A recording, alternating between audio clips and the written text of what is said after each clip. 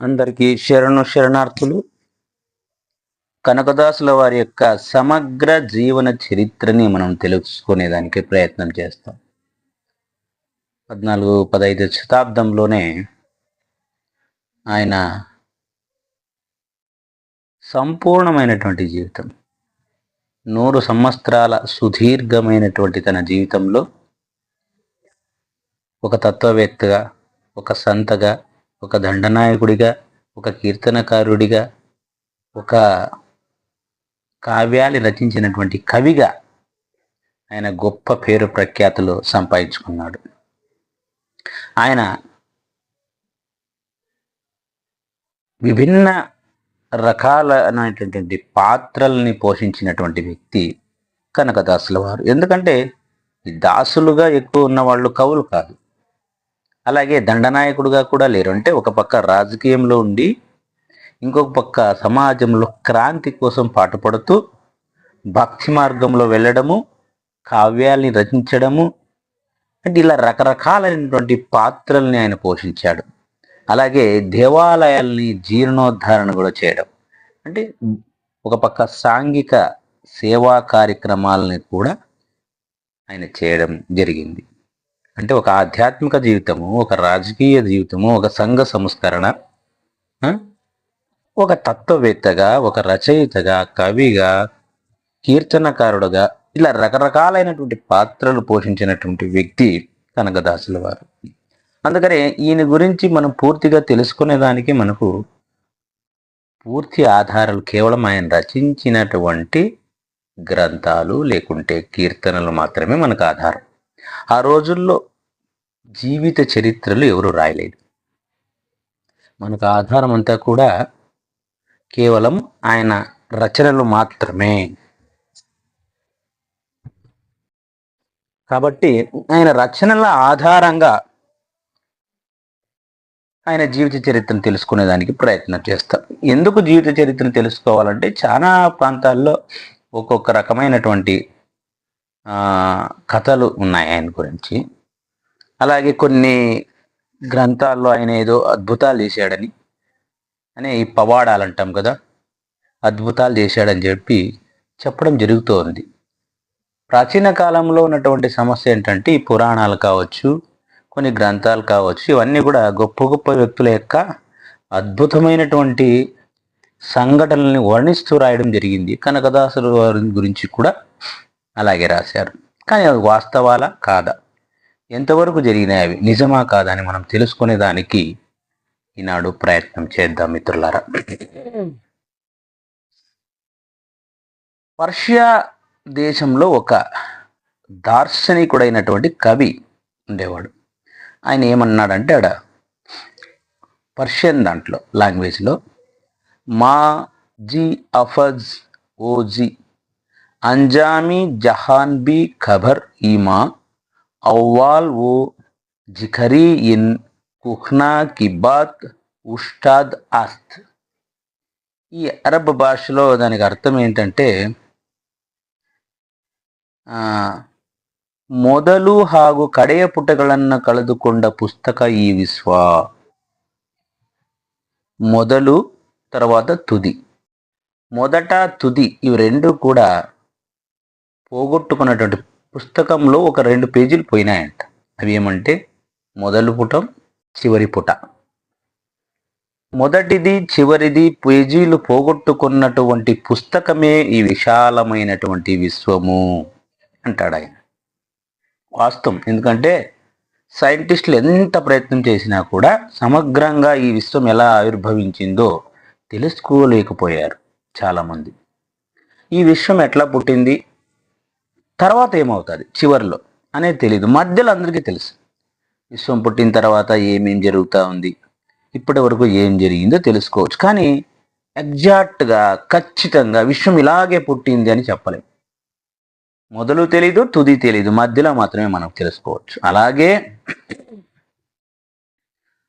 ఈ మన కనకదాసులు కూడా ఆయన ఎట్లా పుట్టాడో, ఏం చేసుకున్నాడో, ఎలా జరిగింది, తర్వాత ఆయన చివరి జీవితం ఎలా జరిగింది అని పూర్తిగా మనకు తెలుసుకోవడానికి కష్టసాధ్యంగా ఉందన్నమాట. కేవలం ఆయన మధ్య వయసులో ఏం చేశాడన్న దానిపైన కొన్ని గ్రంథాల ఆధారం ఉన్నాయి కానీ ఆయన చిన్నప్పుడు కానీ ఆయన చివరి రోజుల గురించి కానీ తెలియదు. కంటే ఇది అలా మనం తెలుసుకుంటూనే ఉండాలి. కొత్త కొత్త గ్రంథాల ద్వారా కావచ్చు, కొత్త కొత్త పరిశోధనల ద్వారా మన కనకదాసుల వారి గురించి ఇప్పటికీ కూడా చాలా చాలా యూనివర్సిటీల్లో పరిశోధనలు జరుగుతూ ఉన్నాయి. ఆయన యొక్క జీవిత చరిత్రని తెలుసుకుంటున్నారన్నమాట. సో ఆ రకంగా మనం ఈరోజు ఆయన రచించినటువంటి గ్రంథాలు ఆధారాల ద్వారా మనము ఆయన గురించి తెలుసుకుందాం. ఇలాంటి ఒక అన్వేషణ సంత కవి కనకదాసుడి ಬಗ್ಗೆ ఈనాడు మనము తెలుసుకునేదానికి ప్రయత్నం చేస్తున్నాం. ఇది ఇప్పటికే ముక్తాయం కాదు, ఇప్పటికే ఇది పూర్తి కాదు. ఇది ఇలా పరిశోధన చేస్తూనే ఉండాలని చెప్తాడు కవి. అలాగని చెప్పి ఇప్పటి వరకు ఏమీ తెలియదా అని కూడా చెప్పలేం. ఇప్పటి వరకు తెలుసుకున్న విషయాన్ని మనం ఒకసారి మననం కూడా చేసుకోవాలి. వారు రచించినటువంటి కావ్యాలు ఇప్పటికీ చాలా దొరికాయి, కొన్ని దొరకలేదు, కొన్ని దొరికాయి అన్నమాట. అక్కడ ఆధారంగా ఈ స్థల పురాణాలు వాటి ఆధారంగా కూడా కొన్ని విషయాలు కనకదాసుల వారి గురించి తెలుసుకుంటున్నాం. వాస్తవానికి 1990 వరకు కూడా కనకదాసుల యొక్క సమాధి ఎక్కడుంది చాలా మందికి తెలియదు. 1990లో కర్ణాటక ప్రభుత్వం ఆయన ఉన్నటువంటి ఆ కాగినెల ప్రాంతంలో ఆయన పాడుపడిపోయినటువంటి ఆ సమాధిని వెలికి తీసి అక్కడే ఒక మఠాన్ని కట్టడం జరిగింది. అప్పటి నుంచే కనకదాసులు రచించినటువంటి పుస్తకాలు, ఆయన గురించినటువంటి విషయాలని కర్ణాటక ప్రభుత్వమే ప్రింట్ చేసి బయటికి తీసుకొస్తా ఉంది. సరే, ప్రజలు అనుకునే దానికి మనం విలువ అనుకుంటే ప్రజల యొక్క నోళ్లలో నానేది ఏంటంటే, సామాన్య ప్రజలు బాడ అనే గ్రామంలో ఆయన ఒక దండనాయకుడు. వాళ్ళ నాన్న బీరప్ప, తల్లి బచ్చమ్మ. తన యొక్క తన యొక్క చిన్నప్పుడు పేరు కనకదాస్ అంటూ కాదు, తిమ్మప్ప అని. తిమ్మప్ప కనకదాసు అనేటువంటిది ఎలా అయినాడు అన్నప్పుడు చాలామంది చెప్పేది, ఆయనకు భూగర్భంలో అంటే భూమి తవ్వేటప్పుడు ఒక దేవస్థానాన్ని కట్టాలనేటువంటి ఉద్దేశంతో భూమి తవ్వుతున్నప్పుడు అక్కడ ఆ భూగర్భంలో ఒక నిధి దొరికిందని, దాన్ని తీసుకొని అందరికీ పంచాడని, అందుకే ఆయన కనక అయినాడు అని చెప్తారు.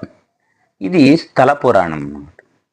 అయితే దాంతోపాటు సాహితీవేత్తలు ఏమంటారంటే, ఆయన కీర్తనలు కావచ్చు, ఆయన గురించి పరిశోధన చేసినటువంటి యూనివర్సిటీ పిల్లలు అంటే విద్యార్థులు చెప్పేది ఏంటంటే, ఆయనకి ఇంకొక పేరు కనక అనేది ఎట్లా వచ్చిందంటే, ఆయన తిరుపతి తిమ్మప్ప యొక్క అంటే వెంకటేశ్వర స్వామి యొక్క భక్తి వలన, అంటే వాళ్ళ నాన్నగారు తల్లిగారు వెంకటేశ్వర స్వామికి వాళ్ళు భక్తులుగా ఉండేవాళ్ళు కాబట్టి, ఆయన యొక్క వరప్రసాదముతో పుట్టాడు కాబట్టి ఆయనకు కనక అనే పేరు వచ్చింటుంది అని చెప్పడం జరుగుతుంది. ఎందుకంటే ఈ తిరుపతికి ఇంకొక పేరే కనకగిరి, కనకగిరివాస అని తిరుపతి తిమ్మప్పకు పేరు.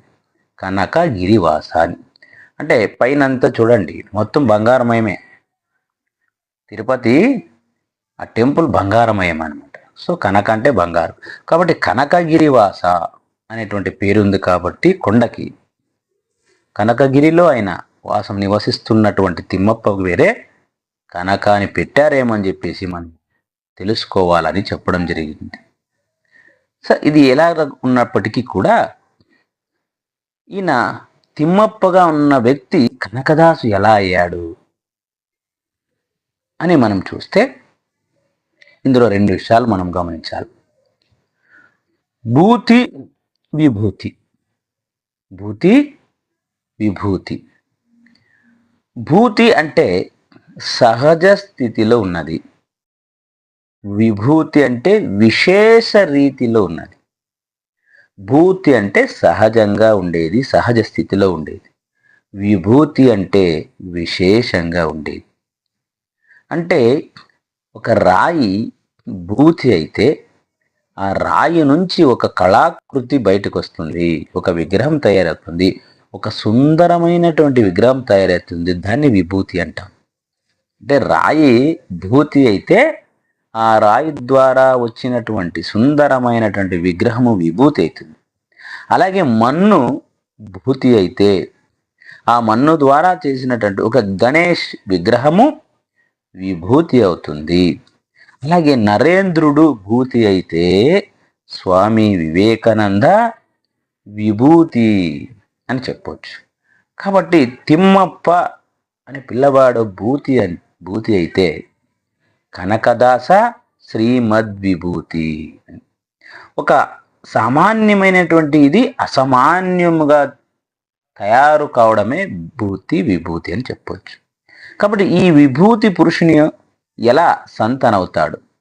దండనాయకుడుగా ఉన్న వ్యక్తి సంతగా మారడం అంటే, ఒక ఆధ్యాత్మికవేత్తగా మారడం అంటే అది సామాన్య విషయం కాదు. ఎందుకంటే సుఖ సంతోషాల్ని, రాజ్య వైభోగాల్ని వదిలేసి ఆయన ఒక ఆధ్యాత్మికవేత్తగా, ఒక సంతగా మారడం వెనుక ఎంతో కథ జరిగింటుంది, ఎంతో వ్యధ జరిగింటుంది, ఎంతో జీవన పర్యంతం ఆయన ఆలోచన విధానం మారింటుంది, ఈ ప్రపంచాన్ని చూసే దృష్టికోణము మారింటుంది.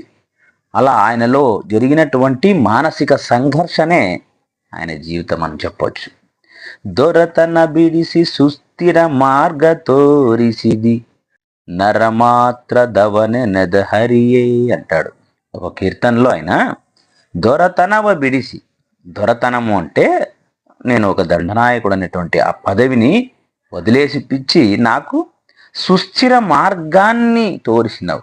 ఒక సుస్థిరమైనటువంటి మార్గం, స్థిరమైన మార్గం అది ఏది? భక్తి మార్గం. ఈ కీర్తన, ఆయన రాసిన కీర్తన ద్వారా మనం తెలుసుకుంటున్నాం అనమాట. అంటే దొరతనాన్ని వదిలేపిచ్చి నాలో ఉన్నటువంటి ఆ రాజు నేను అంటే గొప్పోడెవడు, ఈ రాజ్యం నాది, ఈ బంగారు నాది, ఈ నేను పెద్ద గొప్ప వ్యక్తిని అనేటువంటి అహంభావాన్ని నాలో వదిలేపిచ్చి ఒక సుస్థిరమైనది వారి మార్గము, దాన్ని పొందితే ఇంకేం అక్కర్లేదు మనకి. ఇవన్నీ వస్తాయి పోతాయి, దండనాయకుడు ఉండొచ్చు పోవచ్చు, కానీ స్థిరమైనటువంటి మార్గము, సుస్థిర మంచి మార్గం ఏదయ్యా అంటే నీ యొక్క భక్తి మార్గమే అని చెప్పి తోరిషిద నరమాత్ర దవనెనద హరి, నేను కూడా ఒక సామాన్యుడినే అని నాకు జ్ఞానోదయాన్ని కలిగించావు కదా హరి, నేను ఒక సామాన్యుడని చెప్పి నాకు జ్ఞప్తికి తెప్పించావు హరి అని చెప్పేసి చెప్తాడు ఈ కీర్తనలో. అంటే ఆయన మారడానికి ఉన్నటువంటి ఆ సందర్భం గురించి చెప్తూ ఎంతో అద్భుతంగా రాసినటువంటి కీర్తన ఇది. అంటే ఈ దొరతనం అంటే విజయనగర సామ్రాజ్యంలో ఉన్నటువంటి సామంతరాజు. బాడ అనేది విజయనగర సామ్రాజ్యంలో ఒక ఉత్తర గడినాడు, ఉత్తరానికి సంబంధించి, ఉత్తరం అంటే ఉత్తర దిక్కుగా ఉండేటువంటి ఒక గడినాడు. అక్కడ ఎప్పుడూ కూడా ఈ అప్పుడున్నటువంటి కుతుబ్ షాహీలు ఎక్కువగా ఈ బాడ గ్రామం నుంచి వెళ్ళేవాళ్ళు, గోవాకి వెళ్ళేట. ఎప్పుడు దాడికి గురి అవుతూ ఉంటుంది అనమాట. బాడ గ్రామం అది మధ్యలో ఉంటుంది. అక్కడ ఎప్పుడు దాడులు జరిగి ఎక్కువగా ప్రజలు నష్టపోయేవాళ్ళు, దేవాలయాలు కూడా నష్టపోయేవాళ్ళు అనమాట. కాబట్టి ఆ సామ్రాజ్యం కీర్తికి ఆ బాడ అనేది ఆ విజయనగరంలో ప్రముఖమైనటువంటి ప్రదేశం. తర్వాత ఇంకో సందర్భంలో చెప్పుకుంటాడు, ఆయన బాగా యువకుడుగా ఉన్నప్పుడు, ఒక సైనికుడిగా ఉన్నప్పుడు, దండనాయకుడిగా ఉన్నప్పుడు ఎంత ఉత్సాహం ఉండేదంటే ఆయనకి. కనక దళదలి బంధు కలెతనందరే ಪೌಜು ಕನಕ ಮನಕಾಗವುದು ಹರಿಯೇ ದುರದಲ್ಲಿ 4,000 ನಿಲ್ಲಲದನು ದಸಗೆ ಪರಿಹರಿಸುತ್ತು ಹೆಲೋ ಹರಿಯೇ ಪರಬಲವ ನೋಡಿದರೆ ಉರಿದು ಬೀಳುವ ಮನ ಸರಹಾಕಿ ನಿಲ್ಲಿಸಿದೆಯೋ ಹರಿಯೇ ಮೊನಗಾರ ಧನಿಯೆಂಬ ಧೈರ್ಯವ ಬಿಡಿಸಿ సేవకన ಮಾಡಿದ హరియే. అంటే చూడండి, మొనగార ధారణి అంటే మొనగార, నేను మొనగాణ్ణి, నాకంటే ఎవరు లేరాయా అని ఆయన యొక్క భావన ఉండేదంట ఒకప్పుడు. సవారి ಹೊರಟರೆ ಛತ್ರ ಭೇರಿ ನಗಾರಿಗಳು ಭೋರೆಂದು ಓಂಗಗಳು ಮೊರೆಯುತ್ತಿದುವಂತೆ ಇವನ ಶಾಸ್ತ್ರಾಭ್ಯಗಳೆರಡು ಆನಗೊಂದಿಯಲ್ಲಿ ನಡೆದಿರಬೇಕು అంటాడు. అంటే కనకదళదళి బంధు ఒక్కసారి నేను యుద్ధరంగంలోకి దిగానంటే కనకు మనకాగుద హరి, నా శత్రువులు నన్ను చూసి మంకు కావాలి, భయపడేవాడు. ఎంతమంది ఎదురుగొచ్చినా కూడా నేను వెనకంజి వేసేవాడిని కాదు. పరబలవం నోడిదిరే ఉరిది భీడువో మన పరబలం అవతల వాడిని, నేను అవతల శత్రువుని చూశానంటే మన శరహాకి నిలిచిదేహాడు, అలాంటిది యుద్ధానికి వెళ్ళాల, వాడిని చంపాల అనేటువంటి ఒక మనస్సు ఉండేటువంటి నా మనస్సుని శరహాకి నిలిచిది, కట్టేసావు కదయా, చైన్లతో కట్టేసానా నా యొక్క మనస్సుని అని చెప్పి చెప్తాడనమాట. అంటే వీడు అంటే అప్పుడు ఎలా ఉండేవాడు కనకదాస్ అంటే, కనకదాసు శస్త్రాలని అంటే యుద్ధ విద్యలన్నీ కూడా ఆనెగొందిలో, అంటే విజయనగర చక్రవర్తుల కాలంలో అక్కడ హంపిలో ఉన్నటువంటి ఆనెగొందిలో ఆయన ఈ శస్త్రాస్త్ర విద్యను నేర్చుకున్నాడు. క్షత్రియోచిత శస్త్రాభ్యాసధరుడు గొత్తిల్లవాదుడు, అంటే ఆ కాలంలో ఆయనకి అక్కడ నేర్పించారు. శాస్త్రాధ్యయనం కూడా, ఒక పక్క యుద్ధ విద్యలు, ఇంకొక పక్క శాస్త్రాధ్యయనము, రెండు కూడా నేర్చుకున్నాడు అనమాట.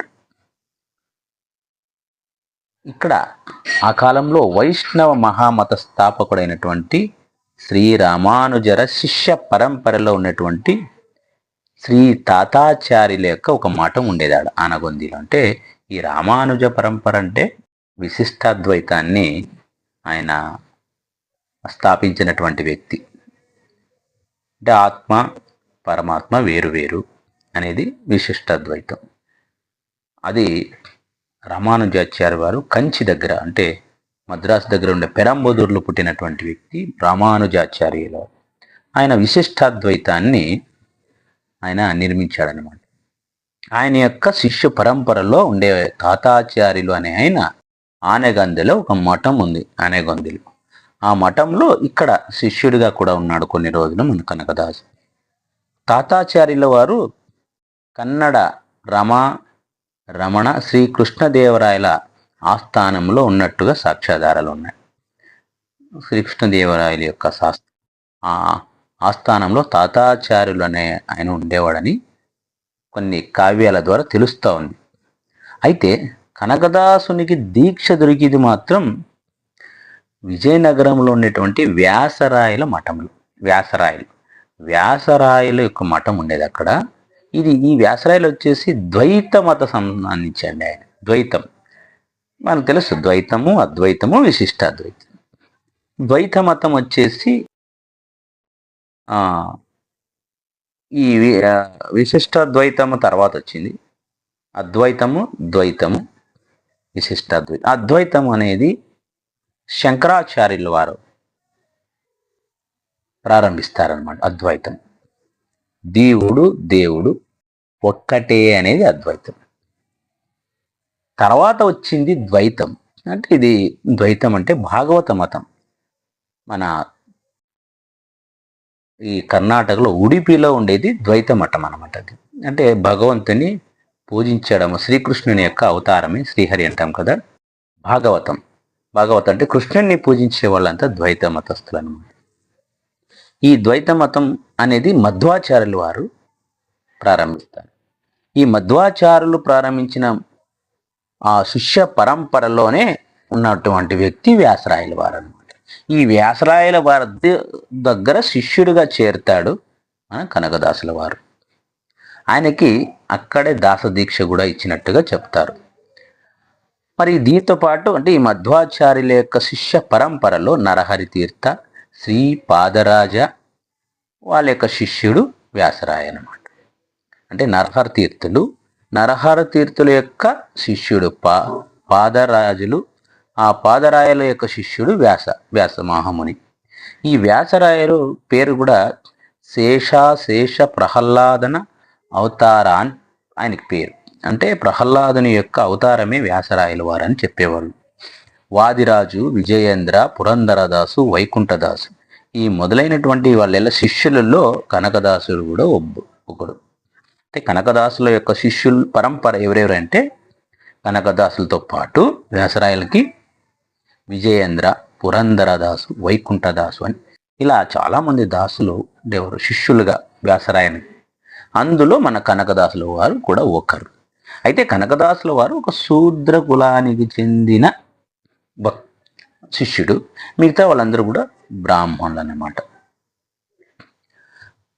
దానివల్లనే ఒక కీర్తనలో తన యొక్క వ్యాసరాయల్ని ప్రహ్లాద కుమార్ అని చెప్పి ఒక పద్యంలో కూడా చెప్తాడు మన కనకదాసుల వారు. వాళ్ళ గురువుని పొగుడతాడు. కూసను కండిరా సుప్రహ్లాదన కండిరా నమ్మ కూసను కండిరా అనేటువంటి ఒక పల్లవిలో తన గురువు అయినటువంటి వ్యాసరాయలు వారిని గుర్తుకు తెస్తాడనమాట.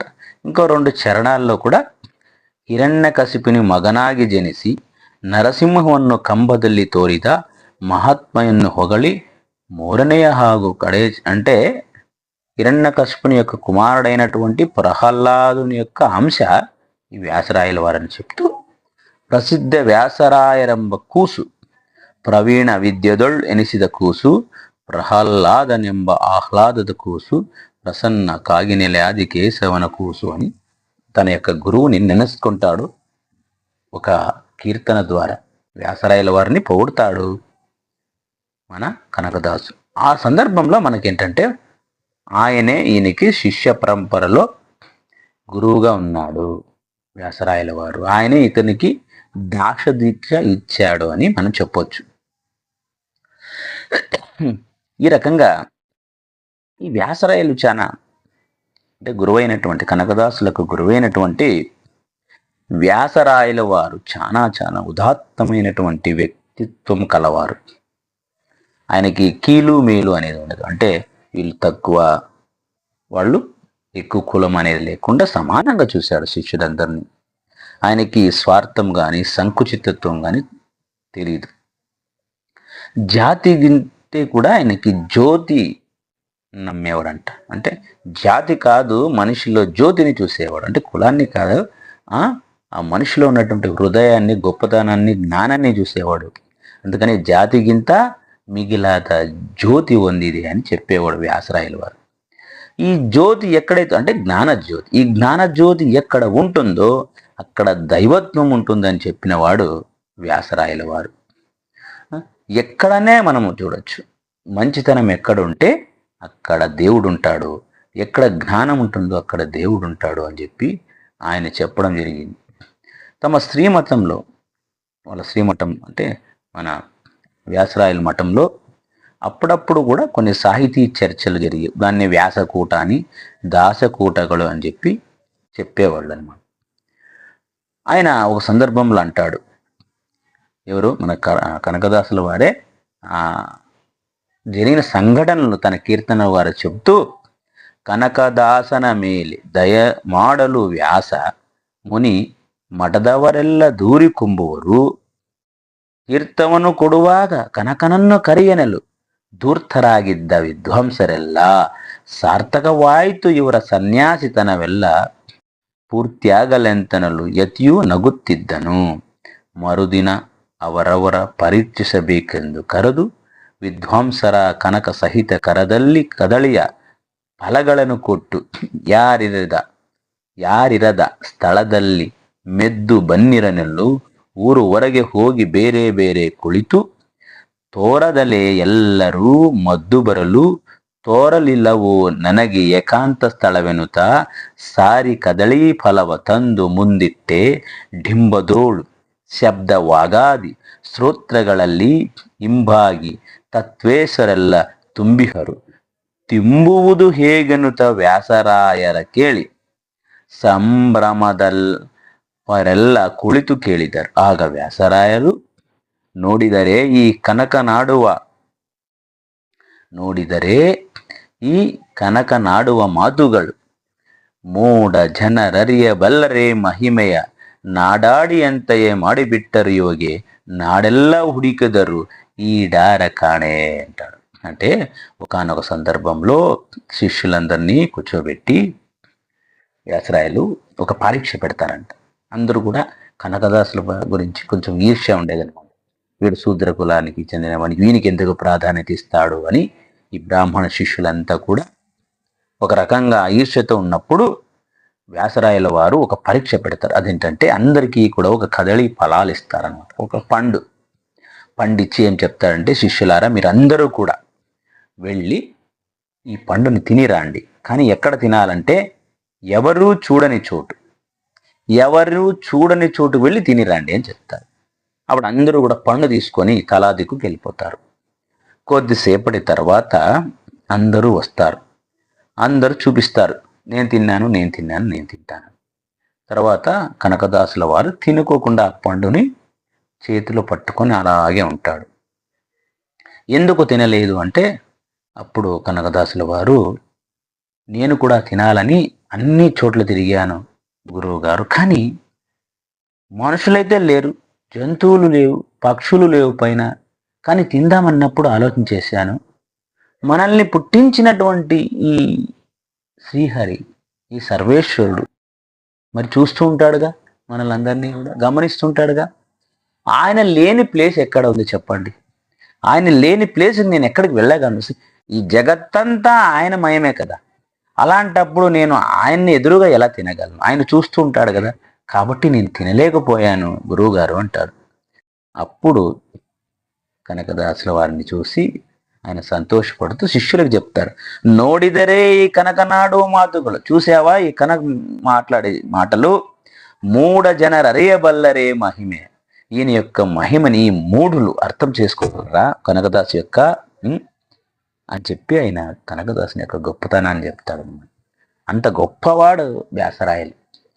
గురువు ప్రతి శిష్యుని సమానంగా చూడాలి, అదే గురువు యొక్క గొప్పతనం అని. అక్కడ కులమత భేదాలు ఉండకూడదు. కనుకనే వ్యాసరాయలంటే కనకదాసుకి చాలా చాలా చాలా ఇష్టం అనమాట. ఆ ప్రతిభని అందరూ గుర్తిస్తారు, అప్పుడు గౌరవిస్తారనమాట. ఆహో, ఇందుకేనా కనకదాసుని ప్రత్యేకంగా చూస్తాడు మా గురువు వ్యాసరాయలు వారని. ఆ ఈర్ష్య అంతా కూడా వెళ్ళిపోతుంది కొన్ని రోజులకి. వాళ్ళు కూడా కనకదాసుల యొక్క గొప్పతనాన్ని మెచ్చుకుంటారనమాట.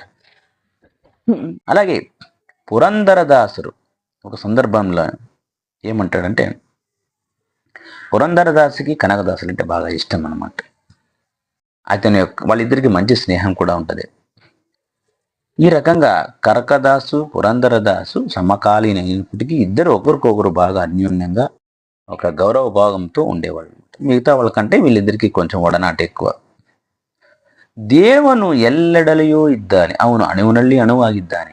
పురంధరదాసు కూడా ఇదే మాట చెప్తాడు. దేవుడు ఎక్కడ ఉంటాడంటే ఇన్ని చోట్ల ఉంటాడు. ఓమిని ప్రెసెంట్ అంటాం కదా.